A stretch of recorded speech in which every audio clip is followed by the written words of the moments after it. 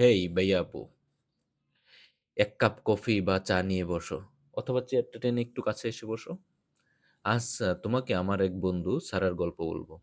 সারা একদম আমাদের মতোই সাধারণ মানুষ। শিকাগোর কাছে একটি ছোট্ট শহরে থাকে।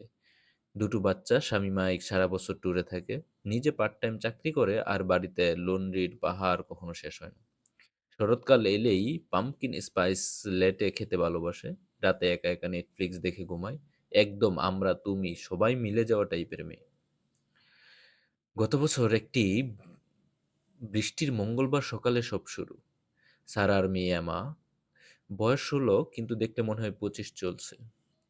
প্রমের আগের দিন পার্কে ফুটশুটের প্ল্যান করছে বন্ধুদের সাথে। ফুল ফ্যান্সি ড্রেস, প্রফেশনাল মেকআপ, সবকিছু স্বপ্নের মতো। কিন্তু আবহাওয়া বলছে এখন ঝড় বৃষ্টি হবে। সারা তো অন্যান্য মায়েদের মতো একদম পাগল হয়ে গেছে। অন্য মায়েদের টেক্সট করছে যে তারা কিভাবে বৃষ্টি থেকে তাদের ছেলে মেয়েকে বাঁচাবে। হল ভাড়া করার আইডিয়া দিচ্ছে। কেউ বলছে যে টেন্ট ভাড়া করা যায় কিনা। আমার জীবনের সবচেয়ে বড় দিন আমি নষ্ট হতে দেব না। ছোট ছেলে জ্যাকের সিরিয়াল ঢেলতে ঢেলতে প্রায় কাঁদছে। স্বামী বাইরে, সব দায়িত্ব তার কাঁধে। তখন সারা তার বেস্ট ফ্রেন্ড লিসাকে ফোন করে বলল, এই বাচ্চারা শোনে না কেন? বৃষ্টিতে ভিজবে, ড্রেস নষ্ট করবে, মেকআপ গলে যাবে, আমি ওদের বোঝাতেই হবে। লিসা কিছুক্ষণ শুনে শান্ত গলায় বলল, সারা, ওদের ছেড়ে দে, ওদের যা ইচ্ছা তাই করুক। ছেড়ে দে? সারা ভাবলো লিসা কি পাগল হয়ে গেছে, মানে ছেড়ে দিলে সব শেষ? লিসা হেসে বলল, না রে, সিরিয়াস।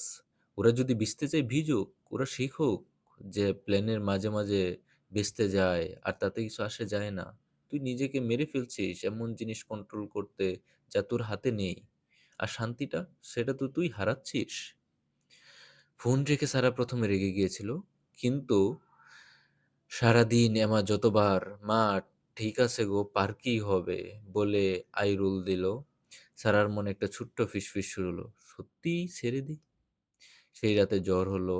সারা আর নাক গলালো না, গ্রুপ চ্যাটে আর ভালো আইডিয়া পাঠালো না, শুধু এক গ্লাস সস্তা ওয়াইন নিয়ে বসে রইলো। আর কি হলো জানো? বাচ্চারা পার্কে গেল, পুরো ভিজে একাকার, ছবির মতো। ছবিগুলো দেখে হাসতে হাসতে পেট ব্যথা। আহ, মুখের মেকআপ গলে গলে পড়ছে, কাজল, চোখ মুখ একাকার হয়ে গেছে, চুলগুলো ভিজে চুপসে আছে। সবাই ছাতা ধরে হাসছে। এমা বাড়িতে ফিরে বলল, মা, এই প্রমটা জীবনে ভুলবো না, এত মজা কখনো হয়নি। সারা প্রথম, ওরে বাবা, এটা তো কাজ করলো। মুহূর্তটা সেখানেই। সে সন্ধ্যাটা চিন্তায় কাটায়নি। একটা এপিসোড দেখলো, তাড়াতাড়ি ঘুমালো, মাথা ধরেনি। প্রথমবার মনে হলো, আহা কি শান্তি। তারপর থেকে ছেড়ে দেটা তার মাথায় ঘুরতে লাগলো।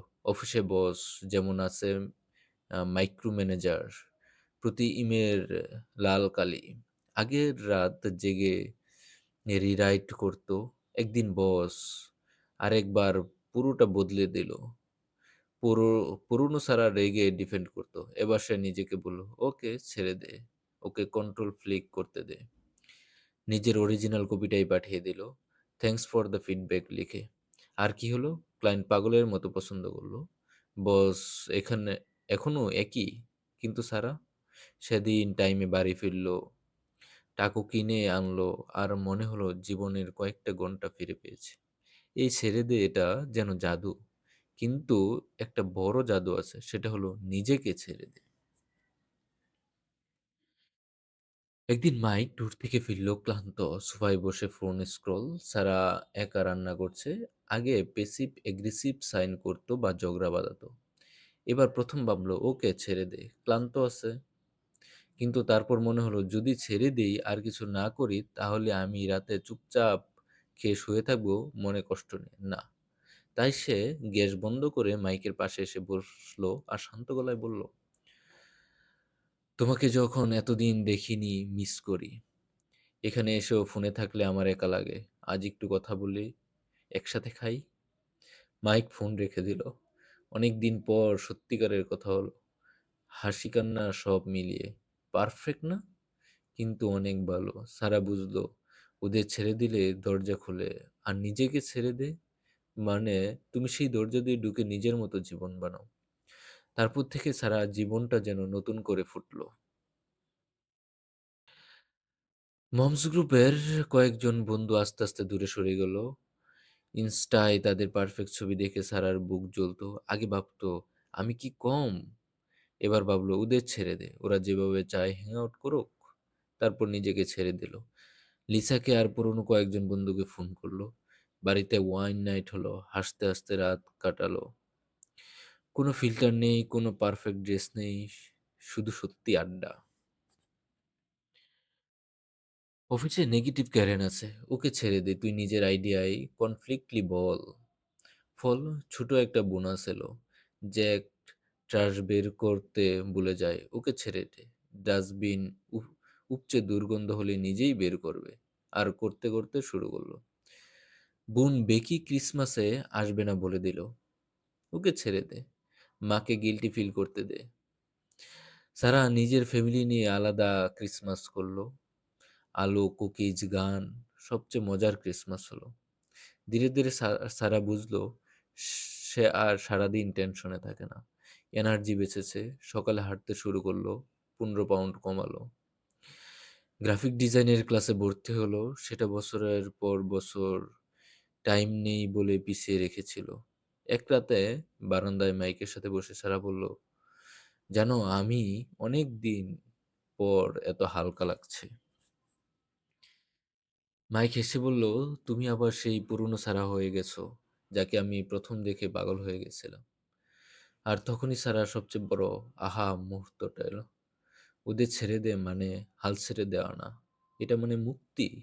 মুক্তির এই চেষ্টা থেকে সে সবাইকে আমার মতো করে চলতে বাধ্য করবে। লোকে যা করবে করুক, তোমার বাচ্চা, স্বামী, বন্ধু, বস, রাস্তার লোক, ওদের ছেড়ে দে। ওদের ভুল ঠিক ওদের। কিন্তু তুমি, তুমি তো ফ্রি। নিজেকে ছেড়ে দে। যা চাও তাই করার জন্য নিজেকে ছেড়ে দে। খুশি থাকার জন্য নিজেকে ছেড়ে দে। স্বপ্ন পূরণ করার জন্য। যারা এখনো পারফেক্ট না, বৃষ্টির দিন আসে, ঝগড়া হয়, টেনশন আসে, কিন্তু এখন সে থেমে শ্বাস নেয় আর ফিস ফিস করে। ওদের ছেড়ে দে আর নিজেকে ছেড়ে দে। তো তোমার জীবনে কি এমন কিছু আছে যেটা তুমি কন্ট্রোল করার চেষ্টায় নিজেকে মেরে ফেলছো? আর শুধু একবার ট্রাই করো না, ওদের ছেড়ে দাও, দেখবে কতটা হালকা লাগে। তারপর নিজেকে ছেড়ে দাও, যা চাও একটু এগিয়ে নিয়ে যাও। কারণ সত্যি বলতে কি, তুমি অনেক বেশি বোঝা কাঁধে নিয়ে ঘুরছো, যেগুলো নামিয়ে রাখলে দেখবে তোমার জীবনটা নিজে থেকে সুন্দর হয়ে উঠছে। সারার গল্প এখনো চলছে। সে এখন গার্লস ট্রিপ প্ল্যান করছে, বাচ্চা ছাড়া, গিল্ট ছাড়া। আর আমি তার জন্য তুমুল খুশি, কারণ সে পারলে তুমিও পারবে। তোমাদের আজকের ওদের ছেড়ে দেব জিনিসটা কি, কমেন্টে লিখে ফেলো। আমি প্রতিটা পড়ি। আর যদি গল্পটা একদম তোমাদের মনে লেগে থাকে, লাইক দেও, সাবস্ক্রাইব করে রাখো। পরের গল্পে আবার দেখা হবে।